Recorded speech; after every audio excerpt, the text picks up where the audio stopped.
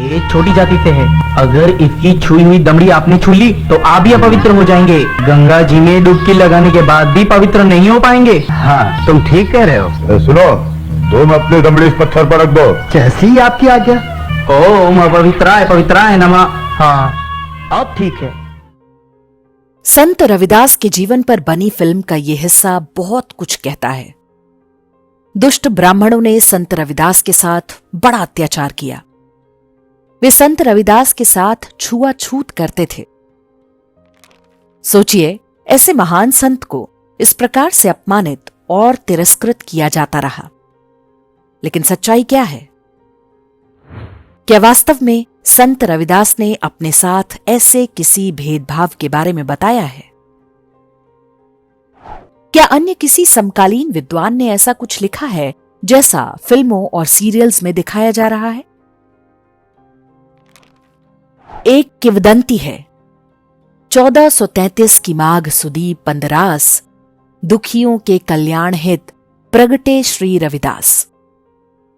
अर्थात विक्रम संवत 1433 में माघ पूर्णिमा को संत रविदास का जन्म काशी के एक चर्मकार परिवार में हुआ था।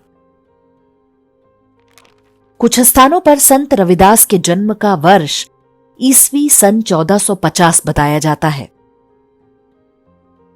रविदास की गिनती भक्तिकाल के सबसे प्रमुख वैष्णव संतों में होती है, लेकिन बीते कुछ दशकों में अब उनकी इस पहचान को बदलने के प्रयास हो रहे हैं। संत रविदास स्वामी रामानंद के प्रमुख 12 शिष्यों में से एक थे, लेकिन अब इसे ब्राह्मणों द्वारा फैलाया गया झूठ बताया जा रहा है। उन्हें जाति व्यवस्था के पीड़ित के रूप में बताया और दिखाया जा रहा है, लेकिन सच्चाई क्या है? संत रविदास के बारे में सबसे प्रामाणिक जानकारी मिलती है आंध्र प्रदेश के संत कवि नाभादास द्वारा रचित पुस्तक भक्तमाल से।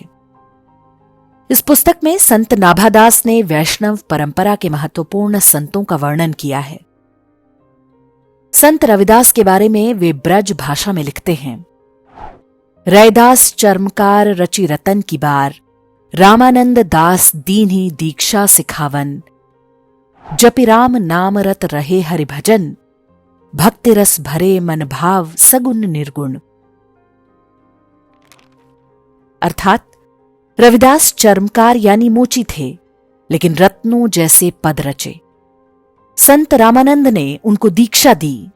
वे पूरे जीवन राम नाम का जप करने और सगुण निर्गुण भक्ति में रत रहे। यहां बताना आवश्यक है कि संत नाभादास स्वयं भी डोम जाति से थे। उनका जन्म संत रविदास से लगभग 50 वर्ष बाद हुआ था। नाभादास ने स्वामी रामानंद के सभी 12 शिष्यों के बारे में बताया है। स्वामी रामानंद ब्राह्मण थे और उनके 12 में से 8 शिष्य उन जातियों के थे जिन्हें आज दलित कहा जाता है। कुछ लोग दलील देते हैं कि संत रविदास ने कहीं भी स्वामी रामानंद को अपने गुरु के रूप में वर्णित नहीं किया है। ये बात ब्राह्मणों ने फैला दी है, जबकि तथ्य यह है उस काल के अधिकांश भक्त कवियों ने अपने गुरुओं का नाम नहीं लिया है। यह भक्ति काव्य की परंपरा है जहां गुरु व्यक्तिगत नहीं आध्यात्मिक प्रतीक होता है। मीराबाई द्वारा राजस्थान से आकर संत रविदास को अपना गुरु बनाने की बात भी संत नाभादास की भक्तमाला में ही बताई गई है। मीराबाई ने भी अपने लेखन में कहीं संत रविदास का नाम नहीं लिया है। सिख पंथ के 5वें गुरु अर्जुन देव ने संत रविदास के 41 पदों को गुरु ग्रंथ साहिब में जोड़ा था। इन सभी में भगवान राम की सगुण और निर्गुण भक्ति है। इस बात के साक्ष्य मिलते हैं कि दिल्ली सल्तनत के बादशाह सिकंदर लोदी ने संत रविदास से इस्लाम कबूलने को कहा था, जिस पर उन्होंने उत्तर दिया, वेद धर्म त्यागू नहीं जोगल चले कटार। संत रविदास की ही वाणी है, हरिसा हीरा छाड़ के करई आन की आस, ते नर जमपुर जाहिंगे सत भाखै रविदास। अर्थात भगवान विष्णु जैसे हीरे को छोड़कर जो अन्य किसी से कोई आशा रखता है वो नर्क का भागी बनता है। संत रविदास की वाणी कर्म के उस सिद्धांत पर आधारित है जो व्यक्ति को उसके गुणों के आधार पर परखती है। वे लिखते हैं, रविदास जन्म के कारणे होत न को नीच, नर को नीच करिडारी है ओछे करम की कीच। बीते वर्षों में जिस तरह से संत रविदास के आधार पर अत्याचार साहित्य या एट्रोसिटी लिटरेचर रचा जा रहा है, उसका कोई सिर पैर नहीं। संत रविदास ने जूते बनाते हुए भगवान राम की भक्ति की। काशी के घाटों पर वे ध्यान भजन करते थे। उनके पदों में जात पात का विरोध स्पष्ट झलकता है। वे मानवता की बात करते हैं। उनका एक भी ऐसा पद नहीं जिसमें भेदभाव की किसी व्यक्तिगत घटना की बात हो। जहां पर भी प्रमुख वैष्णव संतों की बात होती है, उनमें संत रविदास का नाम प्रमुखता से लिया जाता है। हर प्रमुख वैष्णव मंदिर में संत रविदास का जीवन चरित्र मिल जाएगा। उनके लिखे पद हर कोई पूरे भक्तिभाव से गाता है। प्रभु जी तुम चंदन मकाने, प्रभु जी तुम चंदन मकाने। संत रविदास सनातनी भक्ति धारा के स्तंभ हैं। उनकी समानता भक्ति कर्म आधारित थी। इसकी तुलना वर्तमान में चल रही जाति विरोधी नौटंकी से नहीं की जा सकती।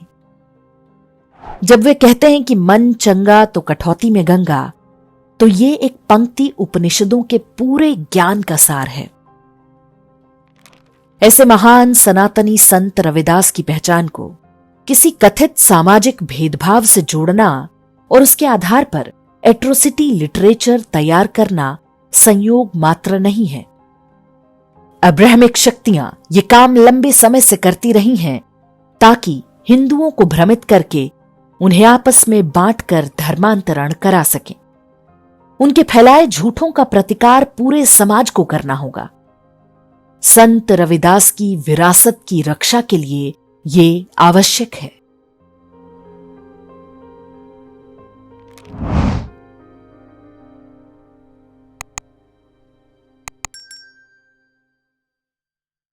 इंडेक्स ऑनलाइन के वीडियो समाज को समर्पित हैं। आप इनको डाउनलोड करके जैसे चाहे वैसे प्रयोग कर सकते हैं। चाहे तो आप हमारे टेलीग्राम चैनल से जुड़ सकते हैं। वहां सारे नए पुराने वीडियो आपको मिल जाएंगे। हमारे सोशल मीडिया लिंक हर वीडियो के डिस्क्रिप्शन में होते हैं। हमारा एकमात्र उद्देश्य हिंदू समाज को जागृत और एकजुट करना है। इसमें सहभागी बने। धन्यवाद।